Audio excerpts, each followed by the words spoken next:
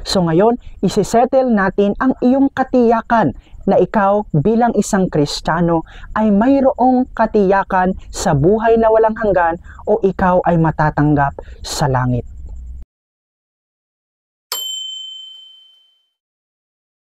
Isang mapagpalang araw sa iyo at maraming salamat dahil natapos mo ang Book 1 ng Tuklasin na kung saan natuklasan natin ang tunay na kapayapaan. Ngayon ay mayroon tayong panibagong series, walang iba kundi ang Book 2 na mayroon namang pamagat ang libro na ito na Tunay na Kagalakan.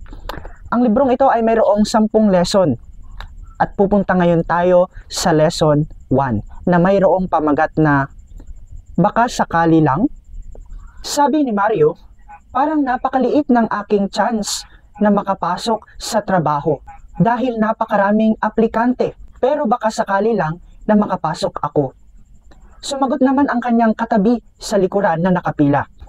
Sa panahon ngayon, kailangang may kakilala ka. Lahat ng nakapila o mga aplikante ay nakatutok sa pinto ng opisina para sa paglabas ng isang opisyal na tatawag sa mga pangalan ng mga natanggap na magtatrabaho. Nag-isip si Mario, matatanggap kaya ako? Matagal din akong nagtiyaga upang matapos ko ang aking kurso. Ngayon, kailangan kong magtrabaho. Pero walang katiyakan kung makakapasok nga ba ako sa trabaho. Wala akong katiyakan kung matatanggap ba ako. Katulad ni Mario, ay mayroon ding mga Kristiyano ang napapatanong sa kanilang mga buhay kahit na Kristiyano na ay wala din silang katiyakan kung sila ba ay makakapasok sa langit pagdating ng panahon. Ilan ba ang nakakaisip ng ganito? At marahil, baka ikaw na nanonood ay mayroong pag-aalinlangan at walang katiyakan sa iyong buhay kung makakapasok ka din ba sa langit. Baka sakali lang kaya katulad ng iniisip ni Mario ang iyong dahilan?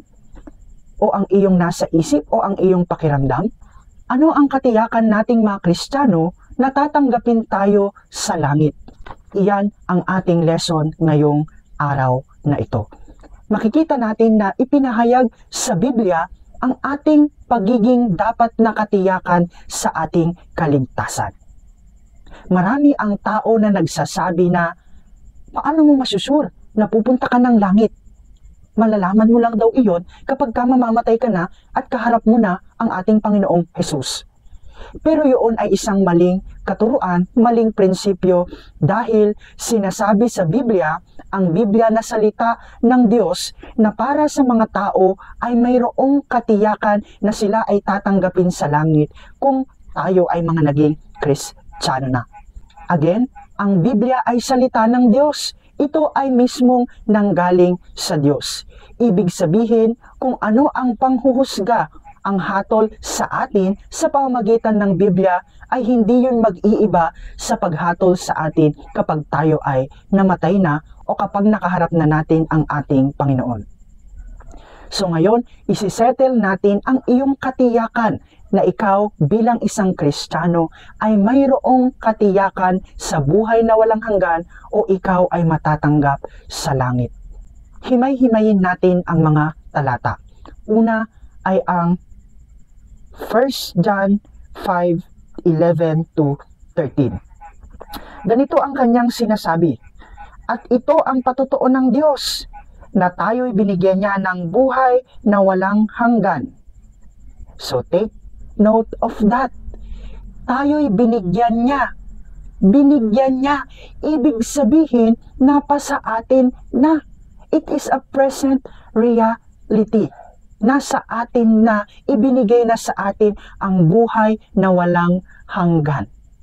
Ito ang patutuo ng Diyos. Gaya ng ating mga nakaraang mga pag-aaral, hindi ba't ang kaligtasan ay isang regalo ng ating Panginoon? Ibig sabihin, kapag tinanggap natin si Jesus, tayo ay mayroon ng buhay na walang hanggan. Tingnan pa natin ang sumunod na kanyang sinabi. At ang buhay na ito'y nasa kanyang anak. Ang buhay na walang hanggan ay na kay Kristo. So ibig sabihin niya, kapag tinanggap natin si Jesus, ay mayroon na rin tayong buhay na walang hanggan. Tuloy natin sa verse 12, ang sino mang nasa kanya ang anak ng Diyos ay may buhay na walang hanggan. Ngunit ang sino mang wala sa kanya ang anak ng Diyos ay walang buhay na walang hanggan. Diba? Napaka-simple at napaka-klaro ng sinasabi ng Biblia. Mayroon tayong katiyakan, mayroon tayong assurance ng buhay na walang hanggan kung nasa atin na si Kristo, kung tinanggap natin siya sa ating buhay, kung tayo ay nagtiwala ng buong puso na si Jesus lamang ang makapagliligtas sa ating mga kaluluwa. Ituloy pa natin sa verse 13. Isinusulat ko ito sa inyong mga nananampalataya sa anak ng Diyos upang malaman ninyong mayroon kayong buhay na walang hanggan. Hindi ba? Napakalinaw na sinabi ni John na sinulat para sa atin ang Biblia para malaman natin na mayroon tayong buhay na walang hanggan, tayong mananampalataya kay Kristo. So bakit mo pinagdududahan kung mapupunta ka ba sa langit o hindi, kung makakapasok ka ba? E gayong ang sinasabi ng Biblia, ang salita ng Diyos, kapag nasa iyo ang anak, nasa iyo si Kristo, ay mayroon ka ng buhay na walang hanggan. Hindi ba parang nagdududa ka sa salita ng Diyos kung pinagdududahan mo din ang iyong katiyakan sa iyong salvation, sa iyong kaligtasan? Kaya nga, ang pinakasolusyon dito ay itutok mo ang iyong paniniwala at pagtitiwala kay Jesus at sa kanyang mga salita at hindi sa iyong sarili. Kasi maraming tao, Kristiyano ang nagsasabi, paano pastor ako masusure sa aking kaligtasan? Nakakagawa pa naman ako ng mga kasalanan. Unang-una, you have to remember na walang perpektong Kristiyano. Lahat mayroong flaws, lahat mayroong mga pagkakamali, at kung minsan, occasionally, ay nakakagawa ang isang Kristiyano ng mga kasalanan. Pero again, ang ating hope o ang ating pag-asa ay hindi sa ating mga sarili, kung hindi sa ginawa ng ating Panginoong Hesukristo. Parating sinasabi ng Biblia sa unang Juan 1:9 na kung ipapahayag mo ang iyong mga kasalanan, ang Diyos ay tapat at matuwid at ikaw ay lilinisin sa lahat ng iyong mga kasalanan. Yun ay napakagandang pangako sa ating mga buhay bilang isang Kristiyano, na kahit tayo ay occasionally nakakagawa ng kasalanan, ay mayroong dugo ni Jesus na siyang naglilinis sa atin. At yun nga ang isa sa pinakamatibay na ebidensya na tayo ay mga Kristiyano na, dahil tayo ay mga nako-convict o nako-konsensya sa ating mga nagagawang kasalanan at mayroon yung desire sa ating mga buhay na humingi tayo ng tawad sa Diyos. Ang pagkakaiba ng isang Kristiyano at isang hindi Kristiyano, kapag ka nakagawa ang isang Kristiyano ng kasalanan, hindi niya ini-enjoy ang bagay na yun. Kundi kapag ka na-realize niya, na-convict siya ng banal na espiritu, binibigyan tayo ng pagkakataon na humingi ng tawad. Pero ang buhay ng mga non-Christian, wala silang pakialam kung nabubuhay sila sa kasalanan. So it is not our perfection ng katiyakan, ng assurance ng ating pagpunta sa langit, kundi ito ay ang perfection ng ginawa ng pag-aalay ni Jesus sa krus ng Kalbaryo para tayo ay linisin sa ating mga kasalanan. Again, if we have Jesus in our life, we have eternal life. Hindi tayo tatanggapin base sa ating mga ginawa, kundi base sa ginawa ni Jesus, at ang kondisyon nga lang na hinihingi niya ay ang pagtitiwala natin sa Kanya. Narito pa ang sinabi sa 1:3-36. Ang sumasampalataya sa anak ng Diyos ay may buhay na walang hanggan. Ngunit ang hindi sumusunod sa Kanya ay hindi magkakaroon ng buhay na walang hanggan, kundi mananatili sa Kanya ang galit ng Diyos. So nakita mo yun, kapatid. Ang unang sentence, sabi niya, ang sumasampalataya kay Jesus ay may buhay na walang hanggan. We are saved by faith alone. Pero doon sa may next sentence, binanggit niya naman ang good works. Kasi ang ating mga good works, ito ay ebidensya o ang pagiging totoo natin sa pananampalataya kay Jesus, ang paggawa ng mabuti. Tayong mga Kristiyano na minamahal ang kabutihan, sumampalataya na nagtiwala na kay Jesus, sabi niya dito sa binasa natin na wala na ang galit ng Diyos sa atin. Ibig sabihin, yung parusa sa walang hanggang kamatayan sa impyerno, napawi na, nawala na. Sabi nga sa mga kanta, Jesus Christ satisfied the wrath of God. Nung inoffer ng ating Diyos ang kanyang sarili bilang peace offering, kasi nga, ang sitwasyon ng tao, ang kalagayan ng tao ay nasa estado tayo ng kasalanan at ang Diyos ay galit na galit sa kasalanan. At kailangang magkaroon ng way para mawala yung galit ng Diyos. And the only way is none other than the sacrifice of Jesus on the cross. Again, not because we are good, not because of our own goodness, but because of Jesus' perfect sacrifice. At ito ang isa pa sa pinakamagandang pangako sa atin sa 1:5:29. Sila'y babangon mula sa kanilang libingan. Ang mga gumawa ng mabuti ay bibigyan ng buhay na walang hanggan at ang mga gumawa ng masama ay parurusahan. Ibig sabihin, pagdating ng panahon, tayong mga Kristiyano ay muling bubuhayin at magkakaroon tayo ng panibagong katawan na hindi na mamamatay, na wala ng sakit, at makakasama natin ang ating Panginoong Hesus ng walang hanggan. That is the assurance, yun ang katiyakan natin. Tayong mga Kristiyano, dapat hindi tayo nagbabaka sakali lang na pupunta tayo ng langit, kundi dapat sure tayo sa ating kaligtasan dahil kay Kristo. Again, that is the problem of Christians. That is the problem of some Christians. Wala silang assurance sa kanilang kaligtasan dahil nakatingin sila sa kanilang imperfect life. Pero kung tayo ay nakatingin at nagtitiwala sa perfect life and sacrifice ni Jesus Christ, we are assured of our salvation. At ito pa ang dagdag na kaalaman sa pag-aaral natin. Paano ba kasi natin malalaman o ano ba yung mga resulta na tayo talaga ay mga na-born again na o tayo ay mga tunay na personally nakakakilala sa Diyos?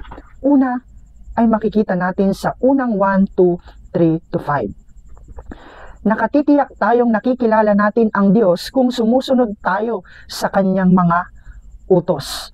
Ang nagsasabing nakikilala niya ang Diyos, ngunit hindi naman sumusunod sa kanyang mga utos, ay sinungaling at wala sa kanya ang katotohanan.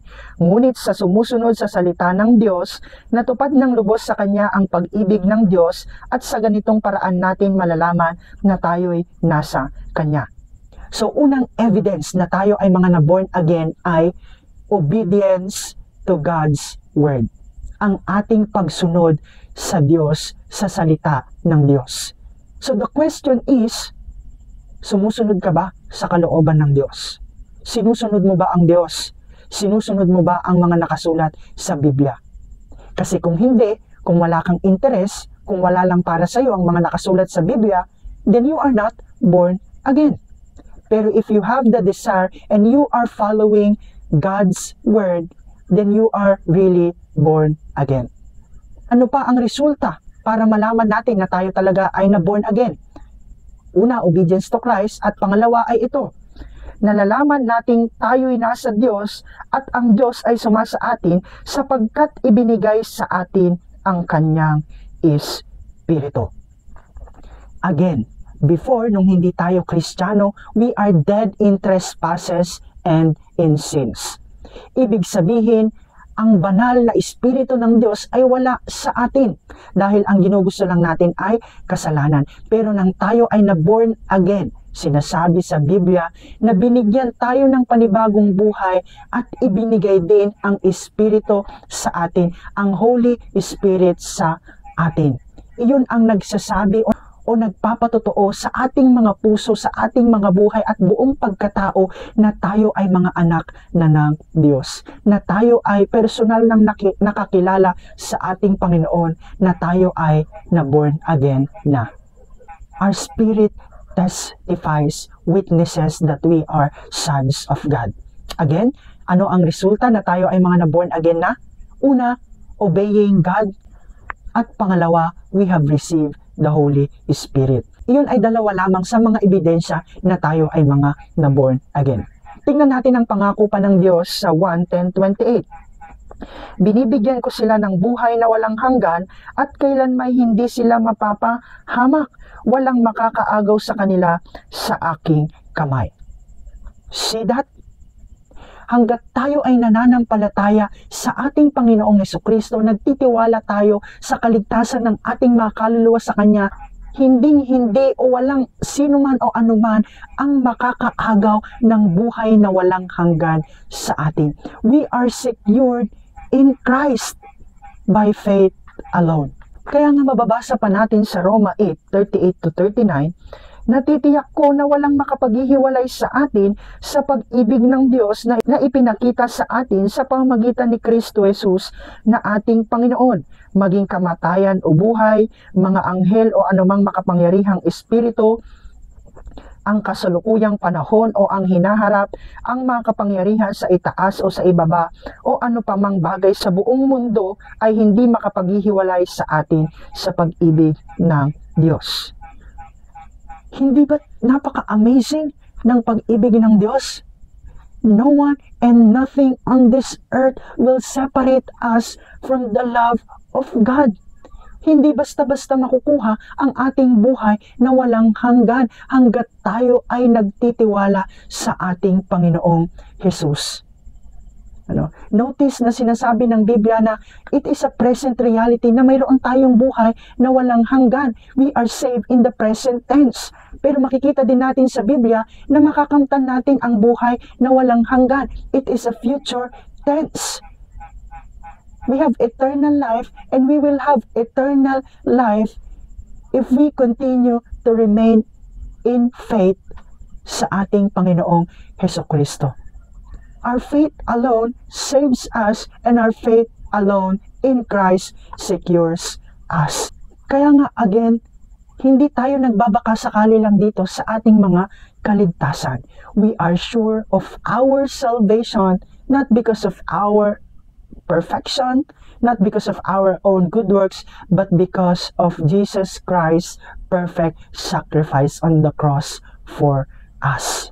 For an illustration, imagine, sasakay ka ba sa eroplano kung wala kang tiwala sa piloto? Nagtitiwala ka sa piloto kasi alam mo na marunong siyang magmaneho ng eroplano. Pero ikaw, hindi ka marunong magmaneho ng eroplano. Kaya nga ang pagkakatiwalaan mo na makakarating ka sa isang lugar through airplane is because of that pilot. Dahil sa piloto.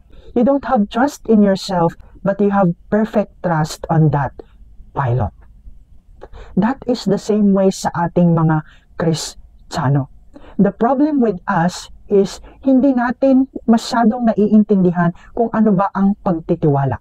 If we say we trust in Jesus, it means we are abandoning our trust in ourselves and in our good works para makapunta sa langit. And our soul trust, ang ating pagtitiwala lamang ay kay Kristo na siyang may kakayahan na makapagdala sa atin sa lugar na yon. Again, sabi ng Biblia, we have the assurance na makakapasok tayo sa langit because we have Jesus in our life. Kaya huwag ka nang magduda sa iyong kaligtasan. You are saved and you will be saved by faith alone. That is our hope. That is our future. To be with Jesus, to enjoy His presence forever.